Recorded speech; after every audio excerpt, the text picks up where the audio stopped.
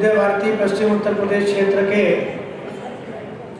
इस खेलकूद समारोह के उद्घाटन अवसर पर उपस्थित राजकुमार जी, हमारे क्षेत्र के उपाध्यक्ष हरिबाबू जी, इस विद्यालय के उपाध्यक्ष रमन जी और प्रबंध समिति के समस्त पदाधिकारी, क्षेत्र एवं प्रांत के खेल के पदाधिकारी, समस्त खेल अधिकारी और संरक्षक आए हुए हमारे आचार्य दीदी और प्रिय भैया बहनों, अभी वास्तव में तो खिलाड़ियों को क्या बताना चाहिए वो तो राजकुमार जी ने बता दिया, क्योंकि वो स्वयं खिलाड़ी थे। और जिस ढंग से उन्होंने बताया आप लोग उस हिसाब से प्रयत्न करें। दूसरा, हम सब लोग केवल खिलाड़ी नहीं हैं, एक बात ध्यान रखिए, हम लोग विद्यार्थी भी हैं। ऐसे तो विद्यार्थी सभी होते हैं, जीवन भर जो विद्या अध्ययन करता है वो सब विद्यार्थी होते हैं। खेल भी एक विद्या है, लेकिन एक अवसर ऐसा आता है कि जब वो केवल खिलाड़ी रहता है। अभी हम सब लोगों ने देखा होगा, जब ओलंपिक चल रहा था तो उसमें जो गए हुए थे सबको क्या बोलते हैं, खिलाड़ी, है ना। विभिन्न खेल कूद में गए हुए थे, सब खिलाड़ी थे। आप लोग क्या हैं, विद्यार्थी हैं, पढ़ रहे हैं। तो उसमें अनेक विषय हैं सर्वांगीण विकास के लिए। केवल हम अपने विषय का जब अध्ययन करते हैं, जो परीक्षा में कॉपी में लिखते हैं, केवल वही विद्या नहीं है। तो हमारे यहाँ कहते हैं ना कि शरीर, मन, बुद्धि और आत्मा, ये सबका विकास होता है और सबके विकास के लिए अलग अलग गतिविधि है, अलग अलग कार्यक्रम है।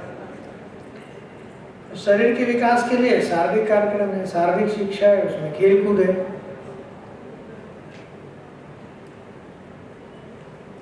आत्मा के विकास के लिए हम विभिन्न प्रकार के क्रियाकलाप करते हैं। अभी जो यहाँ भैया बहनों ने एक अच्छी प्रस्तुति दी, उस प्रस्तुति में जो हमारे भारतीय संस्कृति है उसकी एक झलक दिखाई दी। उसमें वसुधैव कुटुंबकम आया, तमसो मां ज्योतिर्गमय आया। आप लोगों ने ध्यान दिया कि केवल उसमें ध्यान दे रहे थे कि कैसे डांस हो रहा है? तो शब्दों पर भी जाना चाहिए कि उसमें क्या क्या हुआ। तो हमारे यहाँ ये जो कहते हैं कि हमारे जो भारतीय संस्कृति है उसमें हम यही कहते हैं वसुधैव कुटुंबकम, माने पूरा जो वसुधा है, वसुधा माने पृथ्वी, इस पृथ्वी में रहने वाले समस्त लोग हमारे परिवार के लोग हैं। कुटुंब माने परिवार। परिवार की परिभाषा छोटी हो गई है। हम जिस घर में रहते हैं उसमें शायद हमारे माता पिता होंगे, भाई बहन होंगे, अधिक से अधिक दादा दादी होंगे, है ना। कुछ लोग ऐसे होंगे जिनके यहाँ चाचा ताऊ भी होंगे। इतने को ही हम लोग परिवार कहते हैं। लेकिन कुटुंब है वो थोड़ा बृहद हो जाता है, बड़ा हो जाता है। उसमें हमारे दोनों पक्ष हो जाते हैं। दादा दादी के साथ मतलब नाना नानी का जो पक्ष है वो भी आ जाता है, मामा मामी वो भी आ जाते हैं और बहुत लोग आ जाते हैं।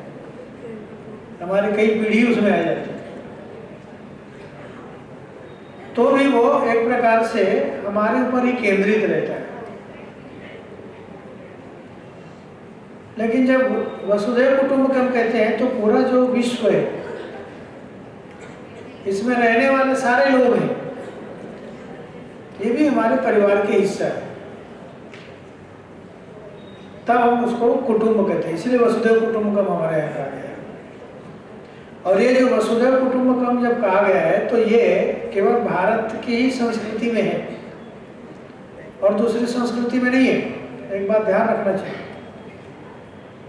बाकी जगह नहीं है, बाकी जगह वो परिवार भी है, परिवार की भी संकल्पना नहीं है। सब लोग अपने व्यक्तिगत उन्नति के लिए प्रयत्न करते हैं। सीधे बैठिए सब लोग। अन्य देश की जो संस्कृति है उसमें व्यक्तिगत विकास के बारे में विचार करते हैं कि मैं अपने पुरुषार्थ से और अपने लिए काम करूंगा। कुछ स्थान ऐसे हैं, कुछ देश ऐसे हैं कि जहां पर बच्चा पैदा होने के बाद उसकी चिंता सरकार करती है, उसको पढ़ाने का काम सरकार करती है। हमारे यहाँ हम लोग क्या करते हैं कि हमारे माता पिता सारी चिंता करते हैं, क्योंकि हमारे यहाँ प्रारंभ से परिवार की व्यवस्था है और परिवार से बहुत सारी चीजें सीखते हैं। जो विद्यालय में सीखते हैं उससे ज्यादा हम परिवार से सीखते हैं। और इसलिए हम धीरे धीरे हम अपने पड़ोसी हैं उनको भी परिवार का हिस्सा मानते हैं। हमारा विकास में पड़ोस का भी सहयोग रहता है, केवल हमारे घर का सहयोग नहीं रहता। व्यक्ति अकेले विकास नहीं कर सकता। जैसे कोई जन्म हो गया उसके बाद उसको फेंक दिया जाए कहीं तो उनका थोड़ी विकास होगा। उनके घर के सब लोग चिंता करते हैं, उनके रिश्तेदार चिंता करते हैं, उसके पास पड़ोस के लोग चिंता करते हैं, तब उसका विकास होता है। तो उसके प्रति कृतज्ञता का भाव रहता है। इसलिए हमारे यहाँ जब ये कहा गया ना वसुधैव कुटुंबकम, तो ये पूरा वसुधा हमारा कुटुंब है, परिवार है। तो परिवार के साथ व्यवहार कैसा होता है ये हमको प्रमुख रूप से सीखना है परिवार के साथ। तो अभी हम केवल अपने परिवार के बारे में जब तो बहुत अच्छा विचार आता है। हमारे परिवार के किसी व्यक्ति को कोई गाली दे तो हम सहन करेंगे? नहीं करेंगे। लेकिन पड़ोसी को करें तो, यदि अच्छे संबंध है तब तो हम सहन नहीं करेंगे। और कुछ लोग तो ऐसे होते हैं कि वो पड़ोसी से ही जलते रहते हैं, लेकिन हमारे शास्त्रों में क्या कहा गया है? सर्वे भवन्तु सुखिना सर्वे सन्तु निरामया। इसका मतलब क्या होता है? सभी सुखी हो, केवल हम ही सुखी ना हो, सभी सुखी हो। सर्वे सन्तु निरामया, सभी निरोगी हो, सब लोग स्वस्थ रहे। ये ऐसी कल्पना ये भी हमारे भारतीय संस्कृति में, अन्य जगह नहीं। तो हम सब लोगों को ध्यान में ये बात रख करके आगे बढ़ना चाहिए। इसलिए मैंने कहा ना कि हम विद्यार्थी होने के कारण से जो हमारे आत्मा का विकास कैसे हो सकता,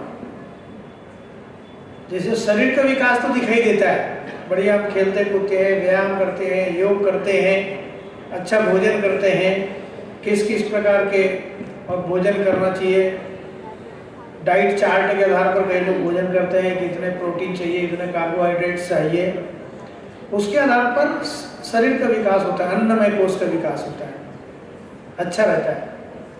इतना खेलना है तो इतना खाना आवश्यक है, ये सब उसके आधार पर शरीर का विकास होता है। लेकिन ये आत्मा का जो विकास है वो दिखाई नहीं देता। आत्मा का भी कोई विकास हो सकता है, जब आत्मा दिखाई नहीं पड़ती उसका विकास कैसे होगा? कई बार ऐसा लगता है। लेकिन ये जो आत्मा है, ये मैंने सारी जो बातें बताई, वसुधैव कुटुंबकम सर्वे भवन्तु सुखिना, यही वास्तव में विकास है। जब हमारे पास कोई भेदभाव नहीं रहता, सबके अंदर समत्व का भाव रहता है, सब में वही परमात्मा का अंश है, क्योंकि परमात्मा तो एक है, उसके ही सब अंश है सब जीव में, चाहे वो मनुष्य हो, चाहे पशु पक्षी हो, चाहे और अन्य जीव जंतु पेड़ पौधे, सब में। इसलिए सबके प्रति सहिष्णुता का भाव रखना, सबके प्रति दया, सबके प्रति प्रेम, सबके प्रति संवेदना, ये हमारी भारतीय संस्कृति है। और हम लोग संयोग से विद्या भारती के विद्यालय में पढ़ते हैं, इसलिए हम सब लोग इसका पालन करते हैं। अभी राजकुमार जी ने बहुत अच्छी बात बताई, जो आप लोगों को रोज बताया जाता है, विद्यालय में आप करते हैं ना, कराग्रे वस्ते लक्ष्मी, कर मध्य सरस्वती, कर मूले तु गोविंदा, प्रभाते कर दर्शनम, और समुद्र वसने देवी, पर्वत स्तन मंडले विष्णु पत्नी नमस्तुभ्यम, आदर्श परसत समस्त में करके हम धरती माता को प्रणाम करते हैं। तो रोज धरती माता को प्रणाम करना चाहिए, उसके प्रति हमारी कृतज्ञता होना चाहिए, क्योंकि हम धरती में ही वही खेलते हैं, उनके ऊपर पैर रखते हैं, वही जो अन्न उत्पन्न होता है उसका हम ग्रहण करते हैं, उसी से हमारा विकास होता है। जो भी हम खाते पीते हैं, चाहे वो रोटी खाते हो, चाहे फल फूल खाते हो, ये सब धरती माता का ही उपकार है। तो ये जो भाव है ये रहना चाहिए। और जो आप सब लोग आखिरी में जब भी बोलते हैं, कहीं भी नारा लगाते हैं, अभी भी आप लोगों ने जब और प्रतिज्ञा ली है अभी खेल कूद के, तो उसमें आखिरी में कहा है कि भारत माता की जय। तो भारत क्या है? माता है। कोई एक माँ है, उसके संतान हैं दो, तो दोनों आपस में क्या कहलाते हैं? यदि दो लड़के हैं उनके तो क्या कहलाएंगे? और एक लड़का एक लड़की है तो क्या कहलाएंगे? भाई बहन कहलाएंगे ना। तो ये भारत माँ है, सभी हम उनके संतान हैं, तो हम सब आपस में क्या है? भाई बहन। लेकिन व्यवहार करते हैं ऐसा? ऐसा व्यवहार करते हैं क्या? नहीं करते। उसी का अभ्यास करना है। किसी भी विषय को, जैसे कोई भी व्यक्ति बोलता है कि माँ बाप की इच्छा रहती है कि डॉक्टर बनेगा, डॉक्टर बनाना चाहते हैं, तो वो डायरेक्ट डॉक्टर बन जाता है क्या 3 साल की उम्र में? उसके लिए उनको शिशु कक्षा से लेकर के ऊपर तक पढ़ाई करनी पड़ती है, तब डॉक्टर बनता है। खिलाड़ी है, उनका जो आखिरी संकल्प रहता है कि मुझे ओलंपिक खेलना है, तो सीधे ओलंपिक में जा सकता है क्या? तो पहले अपने विद्यालय में खेलेगा, विद्यालय से फिर कोई जिले की प्रतियोगिता होगी, फिर प्रांत की प्रतियोगिता होगी, प्रांत से जीत करके आएंगे तो जैसे भी आप लोग क्षेत्र में आए हैं, क्षेत्र के बाद आप लोग अखिल भारतीय में जाएंगे, फिर SGFI में जाएंगे। SGFI में जाने के बाद भी हो सकता है इधर आपके लिए कितना अच्छा अवसर है, जैसे बताया ना मैं, आजकल खेलो इंडिया खेलो है, उसमें आप अप्लाई करेंगे, उसके माध्यम से इस साल ओलंपिक में बहुत सारे खिलाड़ी उसी में से गए थे, खेलो इंडिया खेलो में से। तो ये जो क्रमशः हमारा ये जो विकास होता है, क्रमिक विकास है, हम धीरे धीरे जा सकते हैं, सीधे सीधे ओलंपिक में नहीं जा सकते, सीधे सीधे हम KG से डॉक्टर नहीं बन सकते, वो क्रम से ही जाएंगे तो डॉक्टर इंजीनियर जो भी बनना है, चाहे वो कोई भी क्षेत्र हो।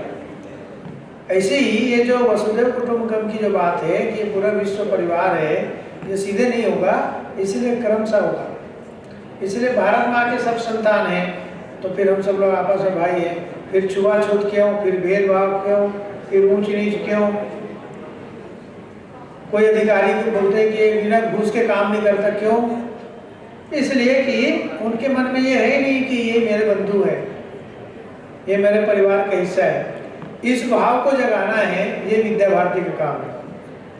और इसलिए आप सभी चूंकि विद्या भारती के विद्यालय में पढ़ते हैं, इसलिए ये बातें हम अन्य जो समाज में, पड़ोसियों में, जो विद्या भारती के विद्यालय में नहीं पढ़ते हैं, ऐसे विद्यार्थियों के बीच में कुल मिला करके ये हम जब विद्यालय में पढ़ते हैं तो केवल ये व्यक्तिगत अपने विकास के लिए नहीं है, तो हम अपने पूरे देश के विकास के लिए पढ़ रहे हैं। ये विचार हम सब लोगों को संकल्प में लेकर के और अपने प्रगति के साथ साथ पूरा, जैसे हम लोग नारा लगाते हैं ना कि विश्व का कल्याण हो, ऐसे बोलते हैं ना, विश्व का कल्याण हो, प्राणियों में, ये जो शब्द आता है, ये जो है हमारी यही भारतीय संस्कृति की विशेषता है कि प्राणियों में सद्भावना हो, विश्व का कल्याण हो, भारत माता की जय, गौ माता की जय, गंगा माता की जय। ये क्या है? ये सब भारतीय संस्कृति है। इसी संस्कृति को आगे बढ़ाना, ये हमारे जीवन में इसको लेना है। आप लोग अच्छी पढ़ाई करें, अच्छे खेलकूद में आगे बढ़ें, क्योंकि खेलकूद के संबंध में हमारे रविंद्र मोहन जी ने सारी बातें उनके इतिहास बताई थी, आप सबको ध्यान में है। आप सब लोग फिर से, जैसे उन्होंने कहा कि बीच में कोविड काल के कारण से स्वाभाविक रूप से थोड़ा अभ्यास में कमी होने के कारण से और कुछ अभी हम थोड़ा पीछे हो गए हैं, तो ये आप लोगों की जिम्मेदारी है, क्योंकि इसके पहले, कोविड के पहले आपके ही विद्यालय के भैया बहनों ने जो परिश्रम किया था, जिसके कारण से हम SGFI में 6वें रैंक पर पहुंच गए थे और आज बहुत पीछे हैं। तो हम सब लोग फिर से प्रयत्न करेंगे इसी वर्ष। हम लोग सब लोग, ये तो चूँकि एक है, इसमें केवल वॉलीबॉल और बास्केटबॉल है, बाकी और अनेक प्रकार के शायद 40-45 प्रकार के खेल हैं, विशेष रूप से एथलेटिक्स हैं। ये सब में सभी विद्यार्थी यदि परिश्रम करेंगे तो निश्चित रूप से उस स्थान को फिर से प्राप्त करेंगे।